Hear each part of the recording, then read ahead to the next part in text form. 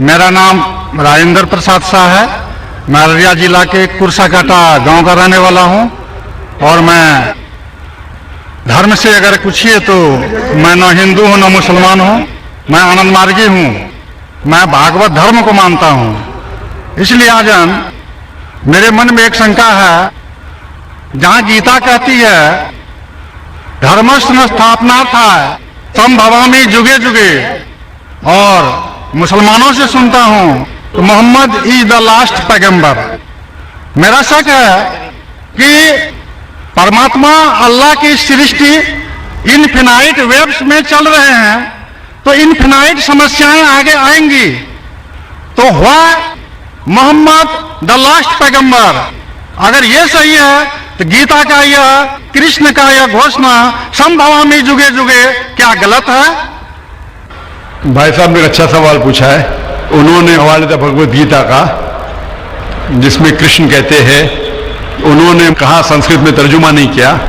श्री कृष्ण कहते हैं कि जब भी इस धरती पे जुल्म होगा तो उस वक्त भगवान एक पैगंबर को भेजेंगे और हर दौर में एक पैगंबर आएगा। संभवान योगी होगे, हर युग में आएगा।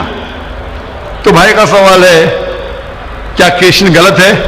आप मुसलमान क्यों कहते हैं कि मोहम्मद सल्लल्लाहु अलैहि वसल्लम आखिरी पैगंबर है?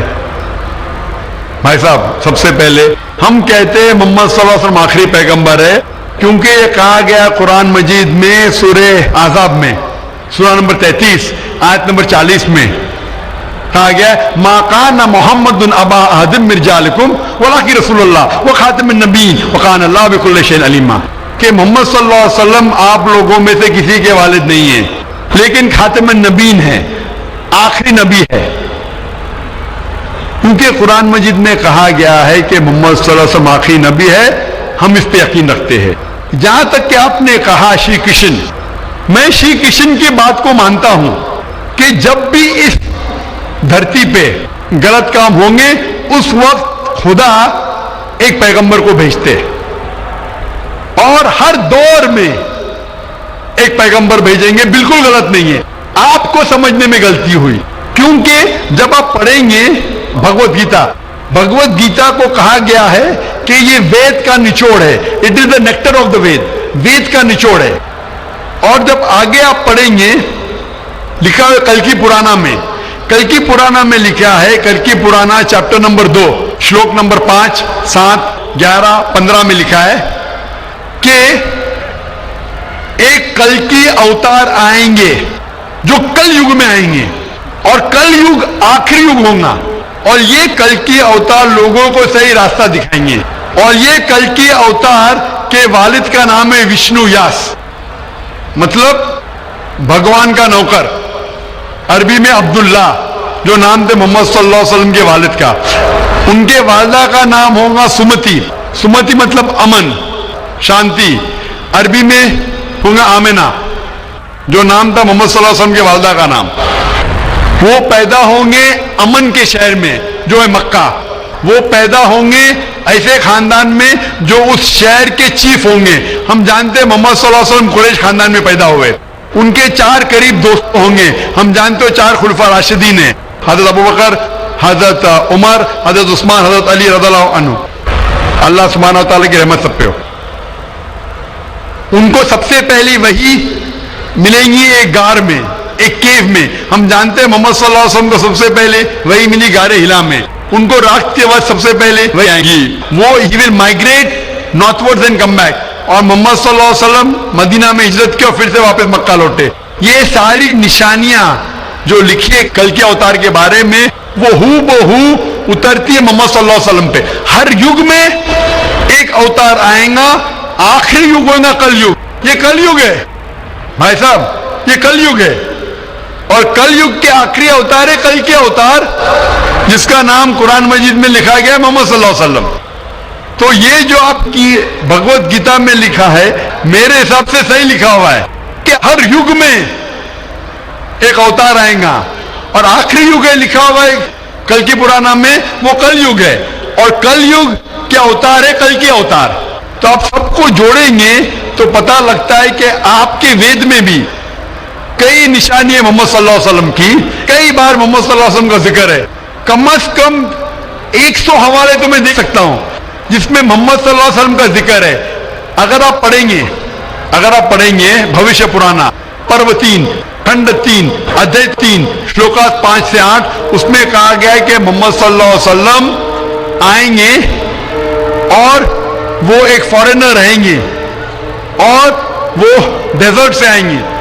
लिखा है भविष्य पुराना में पर्व 3 खंड 3 अध्याय 3 श्लोका 10 से 27 में मोहम्मद सल्लल्लाहु अलैहि वसल्लम का जिक्र है। अगर आप पढ़ेंगे कुंटप सुक्तास अथर्ववेद किताब नंबर 20 चैप्टर नंबर 127 श्लोक नंबर 1 से 14, उसमें मोहम्मद सल्लल्लाहु अलैहि वसल्लम का जिक्र है। मोहम्मद सल्लल्लाहु अलैहि वसल्लम का जिक्र कई जगह वेद के अंदर है, कई जगह पुराना में है।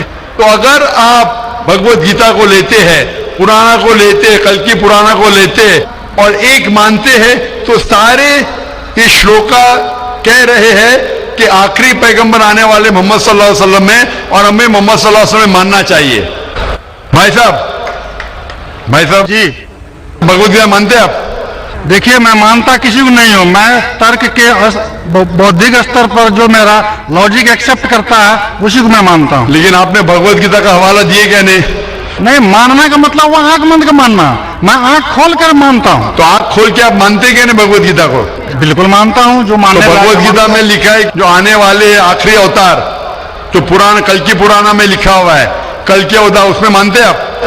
देखिए, पुराण की बात नहीं कर सकूंगा क्योंकि कुरान की बात नहीं, पुराना कल की पुराना पुराण में मैं कर रहा हूँ। पुराण के बारे में पुराणकार का जो कहना है कि अष्टादश व्यासस वचनम द्वे पापाय पर पीड़नम पुण्याय पर हितनम। इसी तरह का है कि 18 पुराण का उद्देश्य है कि दूसरे को कष्ट देना पाप है और दूसरे का भलाई करना पुण्य है।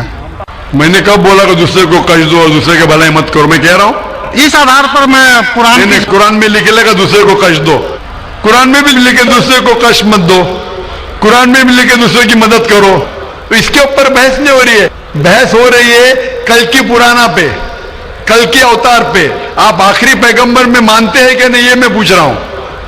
मुझे कल की पुराण का अध्ययन नहीं है, कल की पुराण का अध्ययन नहीं है डॉक्टर साहब, मुझे कल की पुराण का अध्ययन नहीं है। तो आप अगर बुद्धि के ऊपर आप मानते हैं तो मेरी ये आपसे इल्तिजा रहेंगी कि कल की पुराना पढ़ो और ये जांच पड़ताल करो कि कल के अवतार कौन है और कल के अवतार की तहकीक करो। आप इंशाअल्लाह मोहम्मद सल्लल्लाहु अलैहि वसल्लम में मानेंगे। तो मेरी आपसे इल्तिजा है कि आप इस पे तहकीक करो कि आखिरी अवतार कौन है और इंशाअल्लाह आपको हिदायत देंगे अल्लाह ताला।